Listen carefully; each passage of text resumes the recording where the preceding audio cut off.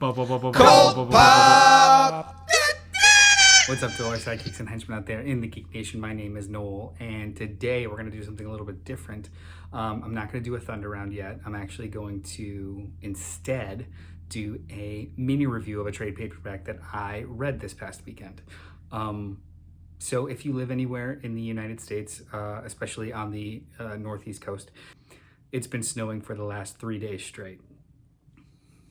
It's part of the course. It's totally great. I actually love that weather. However, shipping has been a little bit late this week and didn't get a chance to read any of the comic books that are coming out this week yet. Going to. There's going to be no problem with the podcast this week, and maybe we'll get some Thunder Rounds in later this week. However, I haven't pre-read anything.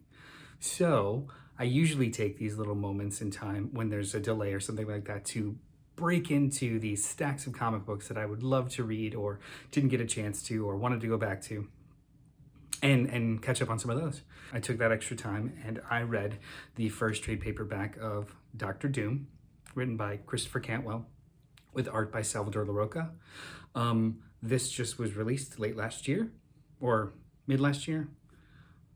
Last year, 2020.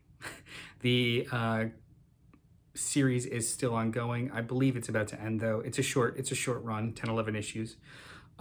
This first trade paperback, which retails for $15.99, includes Dr. Doom 1 through 5 and a short story or bonus material from War of the Realms, War Scrolls number 3. So it's a short story occurring during War of the Realms involving Doom and this creative team or the writer.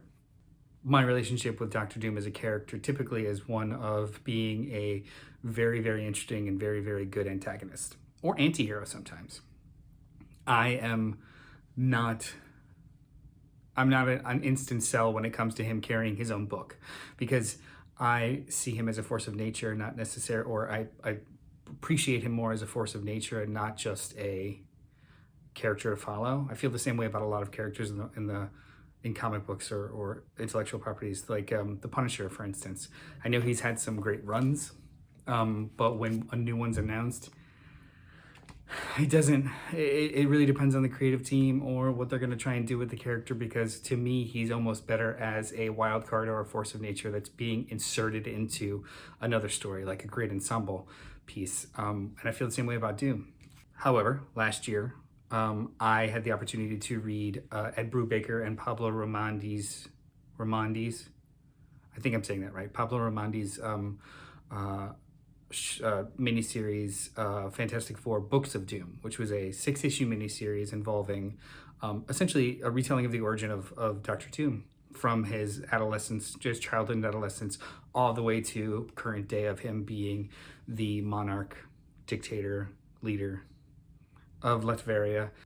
I also remember fondly Brian Michael Bendis' run of Infamous Iron Man, which was a refreshed Dr. Doom, a healed, refreshed Dr. Doom, trying to redeem himself and fill the void left behind by Tony Stark, who was taken off the stage at the end of Civil War II, which is an event we don't need to talk about because honestly it wasn't very good. However, there was a lot of really good story beats that came out of that, one being this 12-issue kind of maxi series of Infamous Iron Man. So I have those two fond examples of the character carrying his own story. However, I still wasn't excited to read a Dr. Doom ongoing, but I was wrong. Christopher Cantwell tackles this character in a way that very much fits between those two instances that I kind of described before, the full villainous dictator, the odd anti-hero, mildly concerned with redemption, but so arrogant that it doesn't matter if he's helping or not. This story takes place in current continuity, but it wouldn't even really feel that way. It's the inciting incident of the story is that there is this very high concept science initiative of creating a black hole on the moon in order to clean the ozone layer and or take away or put a place to put refuse and trash to save Earth. So like saving Earth by creating a black hole.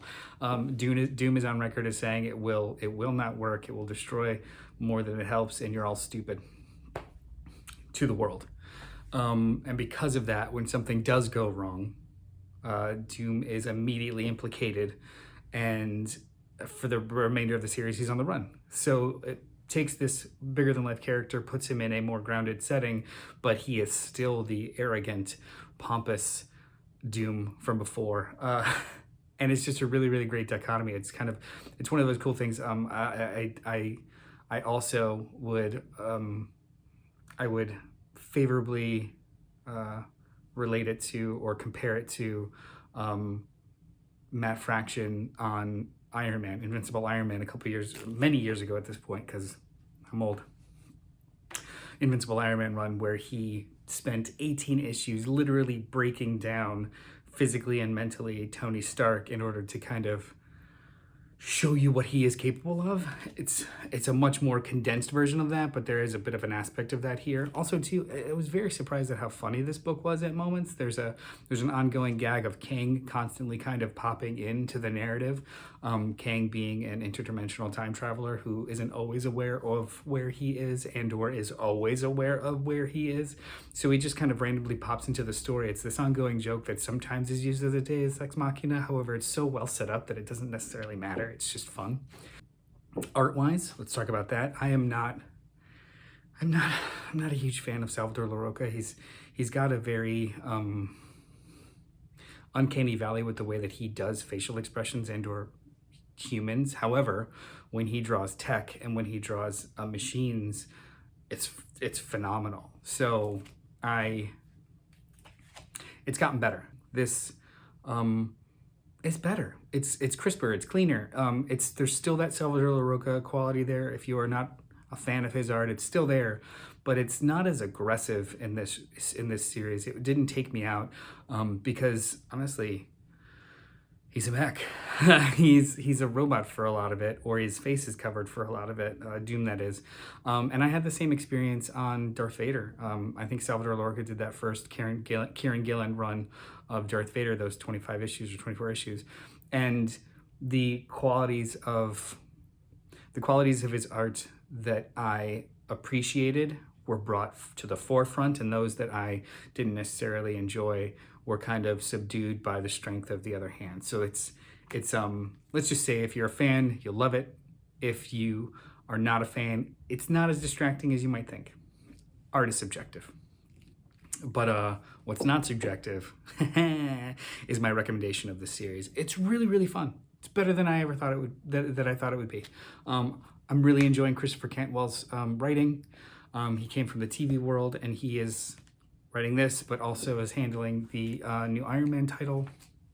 I've read a couple of issues of that. That's really fun. That is something that I'm also going to go back and catch up on. Some of the other things that I read in this little break, I read the first arc of Al Ewing's Guardians of the Galaxy. It's fantastic. It's very surprising. I'll just, without spoilers, if you haven't read that and you're a mild fan of the characters, pick it up. The first couple of issues of that run are incredibly surprising, and I was happy. The second being Doctor Strange, Surgeon Supreme by Mark Waid and Kev Walker. It's just great. I love Mark Waid on Doctor Strange. It's sad that was the last kind of hurrah with it, but I'm hoping someday they go back and collect all that so it could be really appreciated. But other than that, be sure to like and subscribe. Thank you for spending the last couple of minutes with me. I will see you Sunday morning, 10:30 a.m. Eastern Standard Time, where we go live to do the CultPop Podcast live stream. I said live twice, but who cares?